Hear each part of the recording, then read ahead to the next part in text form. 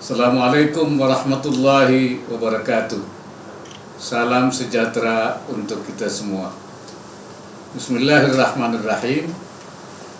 Yang saya hormati para Menteri Kabinet Indonesia Maju, Gubernur Jawa Timur, Ketua beserta anggota Majelis Wali Amanah Universitas Indonesia, Ketua beserta anggota Senat Akademik Universitas Indonesia, Ketua beserta anggota Dewan Guru Besar Universitas Indonesia, Rektor beserta seluruh sivitas akademika Universitas Indonesia, para narasumber, hadirin, tamu undangan, serta peserta webinar yang berbahagia.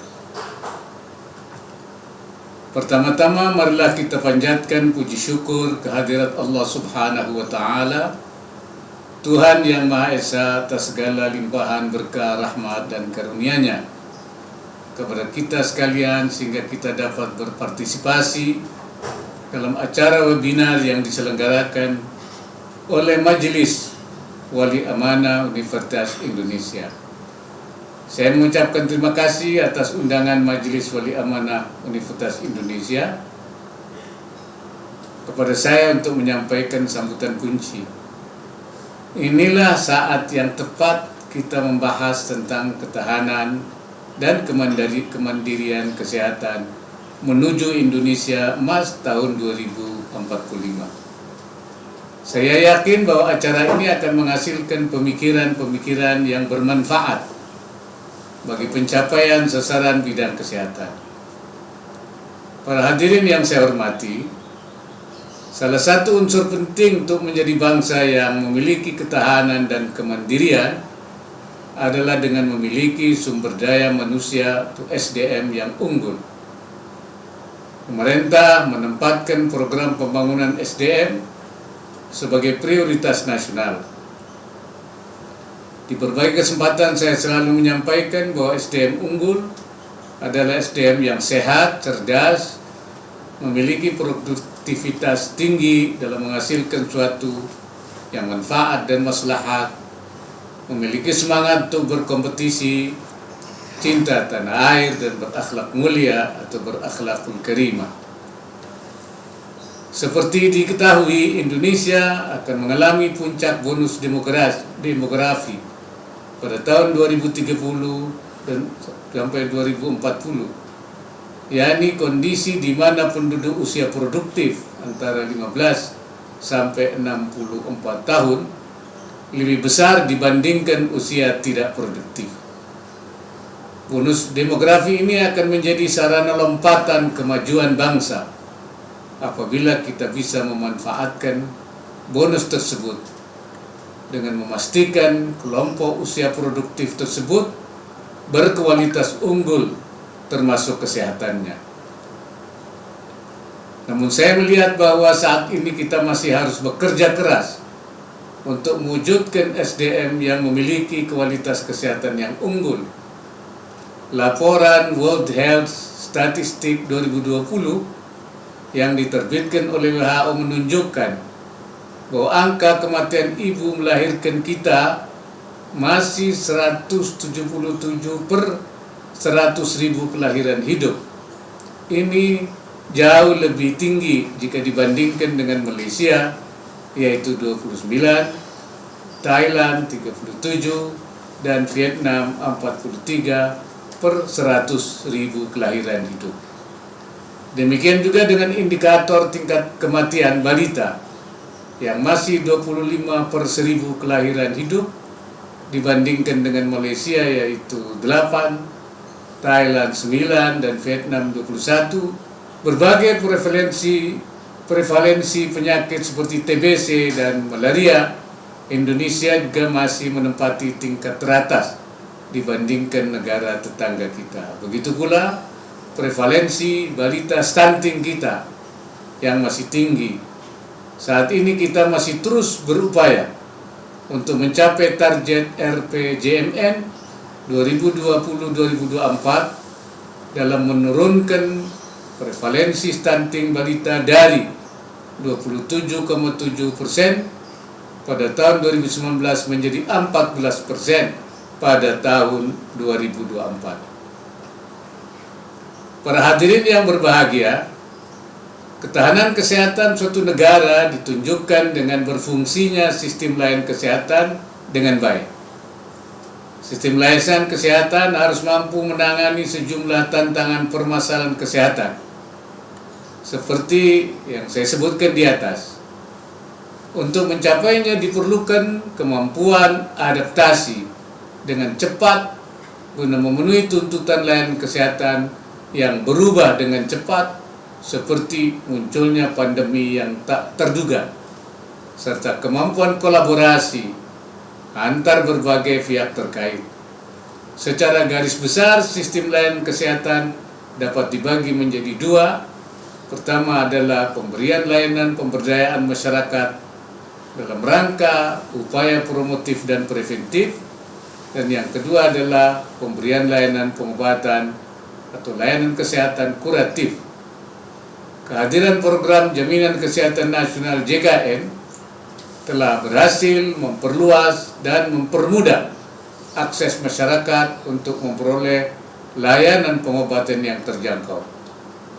Saat ini berbagai penyakit mulai dari yang bersifat gawat darurat, infeksi, hingga penyakit kronis dan tidak menular dapat dilayani melalui JKN.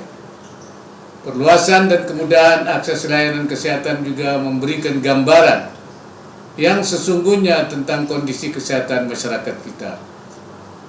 Salah satu proporsi pembiayaan tertinggi dalam JKN ialah pembiayaan penyakit tidak menular atau PTM katastropik. Data riset kesehatan dasar 2013 dan 2018 menunjukkan peningkatan signifikan untuk prevalensi penyakit tidak menular, yakni hipertensi dan diabetes mellitus atau DM. Prevalensi hipertensi naik dari 25,8% menjadi 34,10%.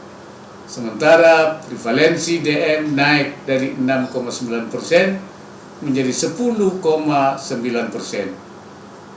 Data BPJS Kesehatan menunjukkan pada tahun 2019 total biaya yang dikeluarkan untuk menangani penyakit tidak menular atau PTM katastropik mencapai 20,27 triliun. Selain tingginya beban penyakit tidak menular, kita masih menghadapi tantangan berbagai penyakit menular. Indonesia merupakan negara dengan kasus tertinggi tuberkulosis ketiga di dunia setelah India dan Cina, dengan estimasi kasus sebanyak 842.000 per tahun.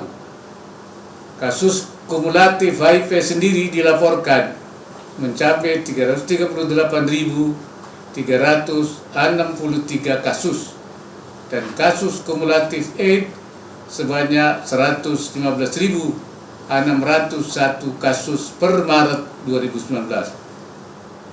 Tantangan penyakit malaria juga masih ditemui di 214 kabupaten kota. Gambaran tingginya biaya kesehatan memberikan kesadaran kepada kita bahwa keberadaan jaminan kesehatan nasional kita selama ini masih terpaku pada upaya kuratif dan rehabilitatif yang cenderung bertumpu pada rumah sakit dibandingkan dengan memberdayakan masyarakat agar hidup sehat melalui upaya promotif dan preventif. Para hadirin yang saya hormati, menyikapi berbagai tantangan tersebut kita perlu melakukan berbagai penguatan pada beberapa titik penting. Tingginya biaya kesehatan yang harus ditanggung oleh BPJS Kesehatan disebabkan oleh menurunnya kesadaran masyarakat akan faktor risiko penyakit tidak menular seperti obesitas, merokok, kurangnya aktivitas fisik, dan rendahnya konsumsi buah dan sayuran. Data BPJS Kesehatan tahun 2015-2018 menunjukkan bahwa penyakit jantung mulai diderita pada kelompok usia yang lebih muda, yaitu mereka yang berusia 31 tahun. Sementara diabetes dan stroke mulai banyak terjadi pada usia 41 tahun. Fakta yang disampaikan di atas perlu direnungkan agar dapat menjadi titik balik dalam melakukan transformasi sistem kesehatan di negara kita yang harus menekankan kepada pemberdayaan masyarakat agar hidup sehat, yang pada dasarnya dapat ditempuh melalui berbagai program upaya promotif dan preventif. Kementerian Kesehatan melalui laporan profil kesehatan Indonesia tahun 2019 menyebutkan jumlah fasilitas kesehatan yang tersebar di 33 provinsi terdiri dari 2.344 rumah sakit baik milik pemerintah dan swasta, 10.134 puskesmas, dan 9.205 klinik kesehatan. Menurut hemat saya, kita perlu meningkatkan jumlah dan kualitas fasilitas kesehatan tingkat pertama FKTP atau puskesmas sebagai ujung tombak layanan kesehatan, baik layanan kesehatan kuratif maupun layanan pemberdayaan kesehatan masyarakat. Dalam satu negara besar yang memiliki sistem jaminan kesehatan nasional berbasis asuransi kesehatan, berfungsinya FKTP secara optimal merupakan suatu keharusan. FKTP merupakan titik pertama yang dikunjungi pasien sebelum dirujuk ke rumah sakit. Menempatkan fungsi FKTP sebagai gatekeeper atau penjaga gawang di tingkat akar rumput merupakan kunci dalam pengendalian kesehatan masyarakat yang akan menurunkan biaya kesehatan secara nasional. Keterbatasan jumlah puskesmas yang ada seperti sekarang ini dengan banyaknya pasien yang perlu dilayani telah menyebabkan puskesmas lebih fokus kepada pelayanan kuratif dan tidak fokus pada pelayanan promotif dan preventif. Saya melihat peluang peningkatan ketersediaan fasilitas kesehatan ini ke depannya melalui keterlibatan klinik BUMN maupun swasta agar dapat menjadi bagian dari FKTP dan menjadi gatekeeper untuk menangani upaya kesehatan perorangan yang bersifat kuratif. Diharapkan dengan langkah ini beban puskesmas dalam layanan kuratif dapat dikurangi dan lebih melakukan fungsinya untuk mendorong upaya kesehatan masyarakat yang bersifat promotif dan preventif. Para hadirin yang berbahagia, terjadinya pandemi COVID-19 memberikan kita suatu pelajaran berharga mengenai pentingnya memperkuat sistem layanan kesehatan kita, terutama dalam hal melakukan 3T, itu testing, tracing atau pelacakan kontak erat, dan treatment atau pengobatan pasien. Upaya 3T akan lebih mudah dilakukan apabila kita mempunyai layanan FKTP yang memadai sehingga mendukung pengendalian penularan.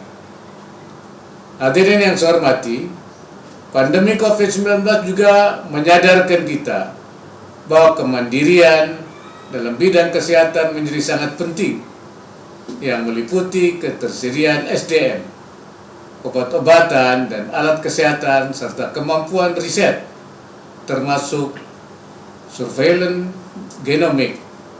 Laporan profil kesehatan Indonesia tahun 2019 menunjukkan SDM kesehatan sebanyak 1.182.024 orang yang terdiri dari 73,13% tenaga kesehatan dan 26,87% tenaga penunjang kesehatan, Namun demikian kita masih menghadapi masalah sebaran tenaga kesehatan, khususnya di daerah tertinggal, terdepan, dan terluar atau 3T. Laporan Profil Kesehatan Indonesia tahun 2019 juga menyebutkan jika 19,7% puskesmas masih kekurangan dokter dan 65,6% puskesmas masih belum memiliki jumlah tenaga preventif dan promotif yang lengkap.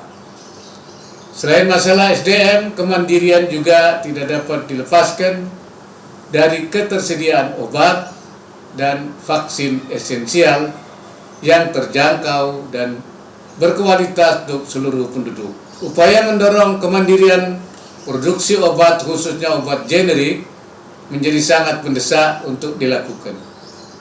Menurut data Kementerian Perindustrian, saat ini terdapat 178 perusahaan farmasi swasta nasional, 24 perusahaan multinasional, dan 4 BUMN pada tahun 2019. Namun 90% bahan baku obat-obatan masih diimpor dari luar negeri. Sama seperti yang terjadi dengan obat, sekitar 94% alat kesehatan Alkes yang beredar di Indonesia merupakan produk impor.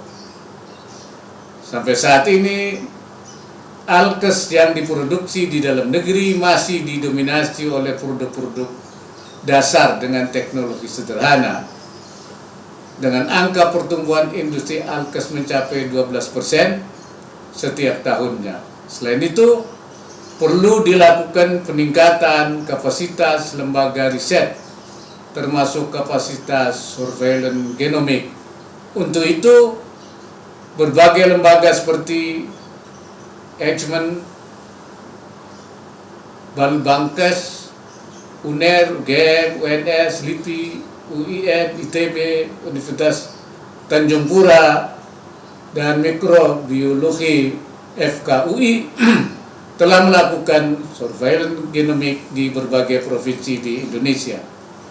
Saya berharap kemampuan ini dan riset pengembangan alat kesehatan serta obat-obatan terus ditingkatkan, karena hal ini sangat vital bagi upaya kita membangun kemandirian kesehatan.